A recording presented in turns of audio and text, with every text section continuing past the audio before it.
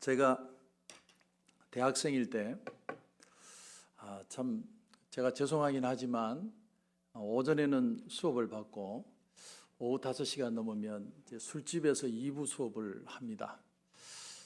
과가 철학과다 보니까 얼마나 많은 얘기를 비판적으로 하는지 모릅니다. 그때는 이제 교수님들도 참여를 하고 같이 얘기를 나눕니다. 그렇게 밤을 새워가며 얘기합니다. 9시, 10시, 11시.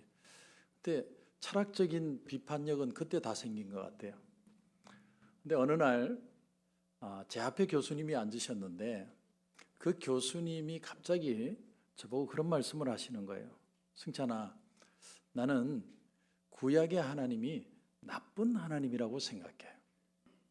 왜 평화롭게 잘 사는 땅에 들어가서 그 사람들을 쳐서 죽이고 불지르고 쫓아내고 그건 하나님이 나쁜 존재라고 생각하지 않느냐. 난 그것 때문에 나도 아버지가 목사지만 나는 교회 가서 예배는 드려도 예수는 안 믿어. 그때 제가 참 많이 충격을 받았습니다. 교수님인데 아버지가 목사인데 예수를 안 믿어요. 그 구약의 하나님이 나쁘기 때문이라는 거죠. 그때는 아무 대답을 못했습니다. 그 시간까지 기억해요. 밤 11시 32분이었어요. 오랜 세월이 지났습니다. 제가 목사가 되고 난 뒤에 성경을 읽다가 하나님이 주신 놀라운 부분을 발견하게 됐습니다. 창세기 15장에 보면 하나님과 아브라함이 간추랙을 맺는 장면이 나옵니다. 하나님이 짐승을 쪼개놓게 하십니다. 그래서 아브라함이 아침 일찍부터 짐승을 쪼개놓았습니다. 옛날에는 간추랙을 할 때 사인만 하면 되는 게 아니라 짐승을 쪼개놓고 그 사이로 사람이 둘이 같이 걸어가는 겁니다. 그래서 만약 이 계약을 어기면 짐승처럼 쪼개진다는 거예요. 요즘도 좀 간추랙을 이렇게 맺으면 사기를 치는 일은 없지 않을까 이런 생각하는데 하나님을 아무리 기다려도 하나님이 나타나질 않으시는 거예요. 저녁잠까지 아브라함이 기다리다 그만 깊은 잠에 빠집니다. 잠들어 있는데 하나님이 잠결 가운데 꿈속에 나타나셨어요. 하나님이 말씀을 주십니다. 그 말씀이 창세기 15장 16절 말씀입니다. 네 자손은 4대 만에 이 땅으로 돌아오리라. 지금 아브라함이 어디 있냐면 가나안 땅에 있어요. 근데 이제 자기 아들 때에 야곱이 애굽으로 갑니다. 요셉이 국무총리가 되었으니까. 그러나 잠시는 잘 살지 몰라도 400년 동안 너희들이 고통을 당하다가 400년이 지나면 다시 이 땅으로 돌아올 것이다. 하나님이 벌써 말씀을 주신 거죠. 그런데 그 다음 절 말이 참 중요합니다. 네 자손은 4대 만에 이 땅으로 돌아오리니 이는 아모리 족속의 죄악이 아직 가득 차지 아니함이라 이렇게 표현합니다. 자, 아모리 족속은 가나안 족속이에요. 근데 아모리 족속이 가나안 족속의 대표 족속입니다. 근데 이들의 죄가 차기 전에 너희들이 400년 동안 애굽에서 노예 생활할 것이다라는 거예요. 그러니까 하나님이 애굽으로 보낸 건 물론 굶어 죽지 않기 위해서 기근에 그 땅으로 간 것도 있지만 하나님께서 400년 동안 이 가나안 땅의 사람들을 기다리시겠다는 거예요. 뭘 기다리겠느냐? 그들이 깨닫고 회개하고 자신들의 악에서 멀어져서 그것을 악한 일인 줄 알고 돌아서서 바로 설 때까지 하나님이 기다리시겠다는 거예요. 근데 400년을 기다렸는데 오늘 말씀 20절에 그 결과가 나옵니다. 20절을 보니까 그들의 마음이 완악하여 이스라엘을 대적하여 싸우러 온 것은 여호와께서 그리하게 하신 것이라. 400년을 기다려줬는데 여전히 악했다는 거예요. 그들이 악을 떠나는 게 아니고 자기 자식을 불러 태워서 신에게 점치고 그들이 많은 악한 짓을 하는 것을 전혀 돌아서지 않는 거예요. 하나님이 400년을 기다렸어요. 그들의 마음이 완악했다는 말은 다른 말로 하면 하나님이 그들을 내버려 두셨다는 거예요. 여러분 여기서 우리가 두 가지를 배워야 됩니다. 여러분 잘 들으셔야 돼요. 우리는요 첫 번째 자유의지라는 걸 하나님이 주셨어요. 우리가 막 세상에서 내 마음대로 살고 막 허랑방탕하고 어떤 때는 쾌락을 즐기고 내 욕망이나 욕심을 쫓아다녀도 아무 일이 일어나지 않는 이유가 뭐냐면 하나님이 깨닫고 돌아올 수 있는 자유의지를 주셨다는 거예요. 그리고 내가 돌아올 때까지 하나님이 기다려 주시는 거예요. 이게 하나님이 우리에게 주신 아주 중요한 자유의지라는 겁니다. 그런데 그들은 어떻게 했어요? 이 가나안 사람들은 완악해서 결코 돌아오지 않았다는 거예요.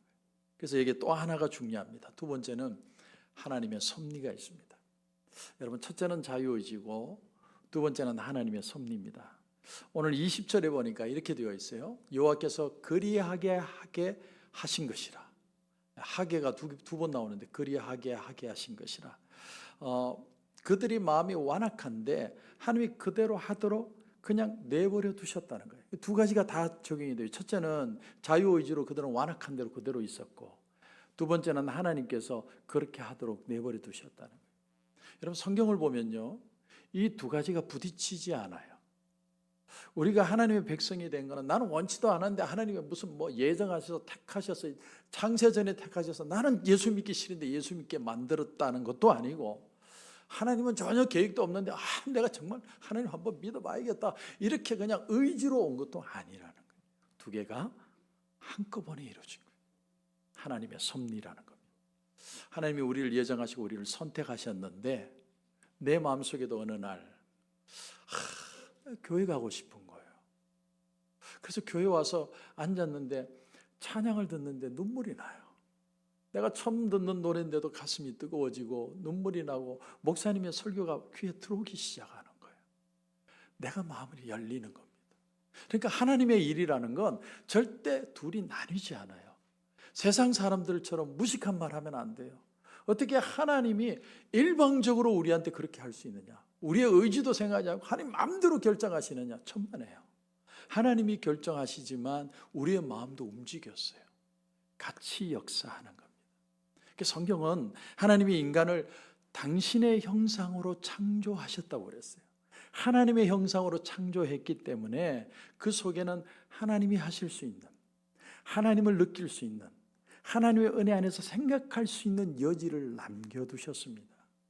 하나님의 형상으로 창조되었기 때문에 우리는 하나님과 같은 면모들을 가지고 있는 거예요. 그것 중에 하나가 창의력이고 지혜고 선을 추구하는 마음이고 영혼을 사모하는 마음이고 하나님을 찾고자 하는 마음이고 하나님의 섭리를 이루려는 의지, 이 모든 것들이 인간의 속성 속에 하나님의 형상으로 포함되어 있는 거예요. 비록 우리가 타락을 했어도, 아담과 하와가 에덴 동산에서 죄를 져서 쫓겨났어도 하나님의 형상이 파괴되어졌지만 완전히 없어진 것이 아니라 하나님의 형상이 그 속에 남아있는 부분이 있다라는 거예요. 그래서 우리가 구원을 받는 것도 완전히 파괴됐다면 하나님이 구원해줘도 소용이 없어요. 그런데 우리 속에 형상이 아직 파괴되지 않은 것이 있기 때문에 치유될 수 있는 거예요. 회복될 수 있는 겁니다.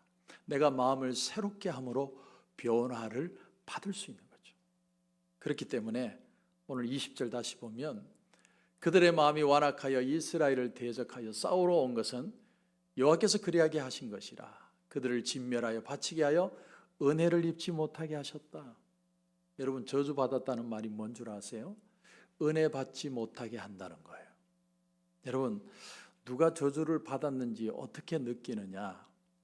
정말 은혜 받을 수 있는 장소, 은혜 받을 수 있는 만한 기회를 제공하는데도 은혜를 못 받는 거예요. 그걸 성경은 저주받았다고 표현해요. 근데 그런 사람은 정말 극소수입니다.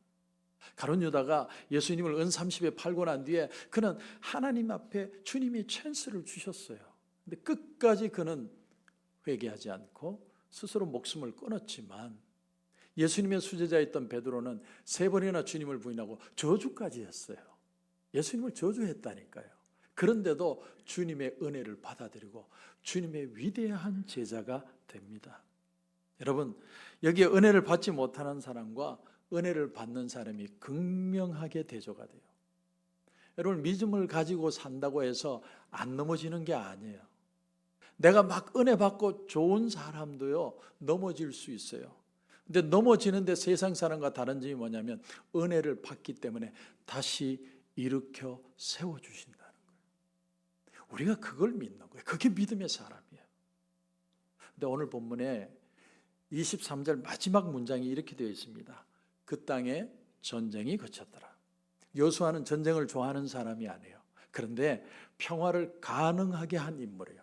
끝까지 전쟁을 해서 평화가 오도록 만들었습니다. 그 과정을 뭘 통해서 했느냐면 하나님을 끝까지 믿음으로 이 전쟁을 끝냈습니다. 그런데 그 방법이 믿음으로 했다. 오늘 본문에 여러분 4절을 보면 이렇게 되어 있습니다. 백성이 많아 해변에 수많은 모래 같고 말과 병거도 심히 많았다. 여러분 북부 연합군이 얼마나 많았던지 정말 해변에 모래처럼 많았다. 이렇게 어마어마하게 많은 사람이요. 요세푸스라는 그 역사학자, 이스라엘을 살아있는 역사학자의 말에 의하면 그때에 몰려든 군인만 30만 명이었대요. 말을 탄 말의 기수가 10,000명, 그 다음에 병거가 2만 대였습니다. 정말 개미떼처럼 많이 어마어마한 사람들이 모여서 전쟁을 하는 거예요. 여러분 제가 잠깐 화면을 좀 보여드리겠습니다. 이 이스라엘 백성들이 가나안 땅에서 어떻게 전쟁을 했는지 그림인데 1장에서 4장은 요단 동편에서 전쟁을 했고 이제 5장부터 전쟁이 시작이 되는데 제일 먼저 허리부터 쳤어요. 인천 상륙작전처럼 허리부터 치고 들어간 거예요. 그게 붉은색의 시딤에서 길갈로 들어가서 여리고를 치고 아이성을 치는 그런 싸움입니다.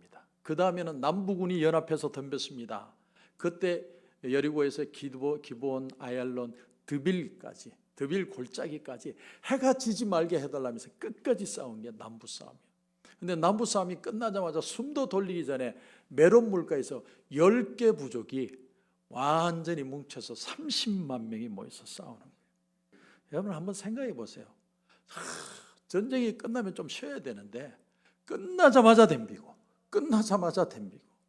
여러분 그래서 오늘 본문이 우리에게 주는 귀한 도전은요, 전쟁은요 쪽수로 하는 게 아니에요. 우리 인생에 다가오는 모든 문제는 내가 어떤 돈이나 사람으로 해결하는 게 아니에요. 정말 하나님을 끝까지 믿을 수 있느냐. 우리 하나님은요 적이 강하면 강할수록 더 크게 역사하시는 하나님이에요. 항상 우리의 삶에 나타나는 인생의 삶의 방식은 믿음의 논리로 할 수 있느냐는 거예요. 그래서 여러분 오늘 말씀의 6절을 보시면 여호와께서 여호수아에게 이르시되 그들로 말미암아 두려워하지 말라. 내일 이맘때에 내가 그들을 이스라엘 앞에 넘겨주어 몰살시키리니 너는 그들의 말 뒷발의 힘줄을 끊고 그들의 병거를 불사르라 하시니라. 하나님이 전쟁 시작하기 전에 제일 먼저 주신 게 뭐냐면 너희들은 승리했다라는 선포예요. 여러분 우리가 인생에 어려움을 당해요. 별의별 일을 다 당합니다. 가정의 문제, 자녀의 문제, 비즈니스의 문제, 교회의 문제, 어떤 때는 무릎을 꿇고 눈물을 흘리는데 하나님이 우리에게 먼저 답을 주세요. 평안을 주십니다. 위로를 주십니다. 내가 너와 함께 할 거야. 내가 너를 도와줄 거야. 내가 너와 같이 걸어갈 거야. 하나님 먼저 우리에게 승리를 선포하시는 하나님. 10개 되는 민족이 지금 이 이스라엘 백성하고 싸우는데 도저히 싸울 수 있는 여력이 있을 수 있는 게 아니에요. 그들은 철기 문화예요. 그런데 여기는 청동기 문화밖에 없어요. 지금 삽 들고 싸우는 거나 마찬가지예요. 저쪽은 지금 뭐 가공할 만한 무기인데 우리는 삽 들고 싸우는 거나 똑같아요. 근데 놀라운 말씀은 하나님의 말씀이 이런 거예요. 그들의 말 뒷발의 힘줄을 끊고 병거를 불살라라. 여러분 말과 병거라는 거, 여러분 그 당시에 이 하솔성에 대해서 좀 이렇게 역사 연구를 해보면 북부 동부의 이 중앙인 하솔성에는 갈릴리 호수에서 9마일 북쪽이었는데 모든 나라의 머리로 불릴 만큼 거대한 왕국이었대요. 어느 정도로 컸느냐면 그 하솔 왕국 자체가 200에이커, 그러니까 여리고 성의 25배예요. 그러니까 여리고성 하나 무너뜨리기도 힘든데 25배나 되는 성이에요. 지리적으로도 아주 전략적인 요충지입니다. 그래서 애굽에서 시리아로, 아수르에서 바벨론으로 가는 그 길목에 있는 곳이에요. 그러니까 지나가는 사람들은 다 거리로 지나가야 돼요. 그러니까 얼마나 부자였는지 모릅니다. 지금으로 치면 F-16 전투기, 최첨단 탱크에 드론까지 가지고 있는 거예요. 그런데 이쪽에는 아무것도 없어요. 삽밖에 없어요. 여러분 이런 무서운 명령을 왜 하나님이 내리실까? 두 가지 이유가 있습니다. 첫째는요, 이 말들은요 자기들이 우상을 섬기는 데 사용하는 도구였어요. 두 번째는 하나님은 가나안의 최첨단 도구를 의지하지 말고 하나님을 의지하라는 거예요. 정말 너 나 믿을 수 있느냐는 거예요. 여러분 정말 하나님 앞에 절대적으로 순종할 수 있습니까? 정말 하나님을 100% 믿습니다. 여러분 고백할 수 있어요? 제가 저녁이 되면 저희 동네를 4바퀴를 돕니다. 그러면 4바퀴 돌면 딱 1시간이에요. 그래서 돌면서 뭘 하냐면 이제 설교를 들어요. 옛날에는 뭐 다른 거 들었는데 뭐 방송 들었는데 이제는 설교 들어요. 거룩하게 변해가지고 설교를 들어요. 그런데 유기성 목사님 설교를 듣다가 은혜를 받았어요. 그 설교 가운데 나오는 예화예요. 어떤 목사님이 유대인 랍비를 만났는데 대화 가운데 유대인 랍비가 그런 얘기를 하는 거예요. 우리는 안식일 24시간을 지키기 위해서 혹시나 1분이라도 잘못될까 봐 25시간을 지킨대요. 25시간을 지켜야 혹시나 1분이라도 모자면 안 될까 봐. 그때 그 목사님이 이런 말을 했답니다. 참 힘들겠습니다. 아니 안식일 그렇게 완벽하게 지키려면 얼마나 힘들고 고통스러워요. 참 안타깝습니다. 이렇게 표현했어요. 그랬더니 랍비가 껄껄 웃으면서 하는 말이 목사님 그건 정말로 오해입니다. 우리는 안식일을 지키는 게 정말 기쁩니다. 만약에 하나님께서 우리에게 안식일을 주시지 않았다면 어떻게 살았을까 그런 생각이 듭니다. 우리는 안식일이 되면 모든 걸 쉽니다. 그래서 셀폰도 끄고 TV도 끄고 신문도 안 보고 가족들이 다 모여서 함께 하면서 하나님 앞에 예배드리고 정말 안식일 날 완전히 푹 쉽니다. 그 안식일 때문에 저희들은 다음 한 주간을 살아낼 수 있는 겁니다. 하나님이 우리에게 안식일을 준 건 정말 하나님의 축복입니다. 그래서 그 얘기를 했던 목사님이 마음에 부끄러움을 느꼈다라는 표현이었어요. 여러분 순종은요 기쁘게 하는 겁니다. 그냥 나는 막 힘들어 죽겠는데 꼭 와서 또 오늘 일해야 돼 그런 마음이 아니라 정말 기쁨으로 일할 수 있다는 거예요. 여러분 여호수아 1장 19절에 보면 이런 말씀이 나옵니다. 너희가 즐겨 순종하면 땅의 아름다운 소선을 먹을 것이다. 여러분 즐겁게 순종하라고. 그래야 아름다운 소선을 먹는데요. 이런 마음을 가지게 되면 내가 순종을 할 수 있을까 이런 마음이 생기는 게 아니라 주님을 바라보고 주님과 동행하고 그래서 순종이 기쁨이 되면 작은 불순종도 생기지 않는 거예요. 정말 주님 안에 하나가 된 주님과 정말 여러분 동행해 보려고 한번 결단해 보십시오. 이건 결단이에요. 근데 결단이 어렵지 결단하면 정말로 돼요. 요한복음 1장 1절에 보면 이런 말씀이 나옵니다. 태초에 말씀이 계시니라. 이 말씀이 하나님과 함께 계셨으니 이 말씀은 곧 하나님이시라. 함께라는 단어가 영어에는 with God 이렇게 표현했지만 헬라어로 보면 프로스라는 전치사예요.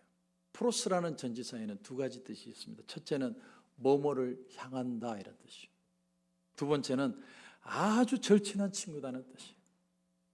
여러분이 정말 친한 친구 계십니까? 정말 친한 친구가 있으면요 그 사람하고 말도 닮고 행동도 닮고 생각하는 것도 닮아요. 정말 친하면 그게 프로스예요. 정말 하나님하고 친한 같이 있는 분이 누구십니까? 예수 그리스도죠. 그런데 그 예수님과 내가 친해지면 누구하고 친해지는 거예요? 하나님과 가까이 있는 거예요. 정말 그렇게 할 수 있느냐? 이지선 자매가 힐링 캠프에 나와서 그 진행자가 이런 질문을 했어요. 만약에 당신이 다시 옛날에 화상을 입지 않았던 그때로 돌아가신다면 어떻게 하시겠어요? 그때 이지선 자매가 이런 대답을 했습니다. 저는요 돌아갈 이유가 없어요. 행복을 만났거든요. 예수님을 만나고 정말 감격하는 마음이 여러분 있으십니까? 저처럼 한 대 맞고 감격하지 말고 정말 예수님 때문에 감격하는 마음. 그냥 교회만 오면 눈물이 나고 마음이 편안하고 예배 드리면 감격이 있고 말씀 들으면 말씀이 막 내 가슴에 다가오고 기쁨이 있고 감격이 있고 예수님이 정말 내 옆에서 같이 걷는 것처럼 느끼는 그런 마음이 있느냐는 거예요. 정말 하나님의 뜻을 순종하면요 여러분 진짜 이 세상에 알 수 없는 즐거움이 있습니다. 그래서 오늘 말씀에 여러분 15절을 보시면 여호와께서 그의 종 모세에게 명령하신 것을 모세는 여호수아에게 명령하였고 여호수아는 그대로 행하여 여호와께서 모세에게 명하신 모든 것을 하나도 행하지 아니한 것이 없었더라. 그러니까 여호수아는요 철저하게 믿었다. 승리의 비결이 뭔 줄 아세요? 진짜 오픈하고 그냥 하나님 앞에 드릴 수 있어야 돼. 그래야 승리할 수 있습니다. 여러분 우리가 놓치는 것이요. 여호수아야 뭐 전쟁 3번 했으니까 아니지 따지고 보면 4번 그거 했으니까 뭐 금방 승리했겠지. 믿음 4번 필요했겠지. 천만에요. 오늘 말씀에 여러분 18절에 보면 여호수아가 그 모든 왕들과 싸운 지가 오랫동안이라 이렇게 표현합니다. 상당히 오랫동안 싸웠다는 거예요. 몇 년 싸웠느냐면 7년을 싸웠어요. 목사님 그 숫자가 어디서 나온 겁니까? 제가 근거를 댈게요. 갈렙이 가나안 땅을 정탐할 때 여호수아 14장 7절에 보면 나이가 40살이었다고 그래요. 그런데 광야에서 37년을 지냈어요. 38년을 지냈습니다. 그럼 합이 얼마죠? 우리는 가끔 산수가 안 돼요. 수화가 안 되는데 78세잖아요. 78세에 가나안 땅을 들어갔어요. 그런데 여호수아 14장 10절에 보면 전쟁이 끝나갈 무렵에 그 갈렙의 나이가 85세라고 그랬어요. 그럼 85 빼기 78 하면 얼마죠? 7년이에요. 7년. 그러니까 7년 동안 싸운 거예요. 믿음이 4번 필요했던 게 아니고 7년 동안 필요했어요. 여러분 신앙생활은요 언제까지 하는 거냐면 하나님이 답을 보여주실 때까지 하는 거예요. 근데 중요한 게 뭐냐면 하나님의 말씀을 지키는데 즐거움으로 지켜야 돼요. 즐거우면 걸어갈 수 있는 거예요. 내가 아무리 힘들어도 내 옆에 우리 가족이 있고 나와 함께하는 사람이 있으면 걸어갈 수 있어요. 네. 저희 집사람이 그래 몸이 안 좋을 때 막 죽음을 생각할 때 하는 말이 뭐냐면 아파서 누워 있어도 좋으니까 사람만 있어 달라. 그랬던 와이프가 이제 건강해지니까 언제 그랬냐는 듯이 하여튼 사람은 변해. 케냐에 선교사님이신 임은미 선교사님이라는 분이 계십니다. 그 임은미 선교사님이 미국으로 유학을 왔다가 공부하고 미국에서 남자를 만나서 결혼을 했어요. 아주 엔조이하면서 재밌게 살고 있었습니다. 근데 어느 날 하나님이 마음에 부담을 주신 거예요. 아프리카 선교사로 마음에 부담을 주신 겁니다. 그래서 이제 선교사 판송을 받기 위해서 어느 교회 지원을 받게 됐냐면 여의도 순복음교회 지원을 받게 됐습니다. 그래서 여의도 순복음교회 가서 이제 조영규 목사님이 면담을 하는데 너무 젊은 여자분이 아프리카 선교 간다고 그러니까 목사님이 안 돼서 이런 말을 했습니다. 아니 그렇게 위험한 곳에 꼭 가야 되느냐고. 그랬더니 그 선교사님이 이런 대답을 하더랍니다. 제가 신학교 다닐 때 교수님이 이런 말씀을 하셨습니다. 하나님의 뜻대로 하는 곳이 가장 안전한 곳이다. 하나님의 뜻 아닌 곳에서 사는 것이 가장 위험한 것이다. 그런 말씀을 주셨는데 저에게는 아프리카가 가장 안전한 곳입니다. 내가 만약에 아프리카를 안 간다면 지금 내가 살고 있는 이곳이 가장 위험한 곳입니다. 왜냐하면 하나님이 나에게 아프리카의 마음을 주셨기 때문에. 그 말을 듣고 조영규 목사님이 흔쾌히 승낙했다는 얘기예요. 여러분 주님을 정말 사랑하는 사람 그리고 정말 주님과 동행하기를 원하는 사람에게는 순종이 즐거워요.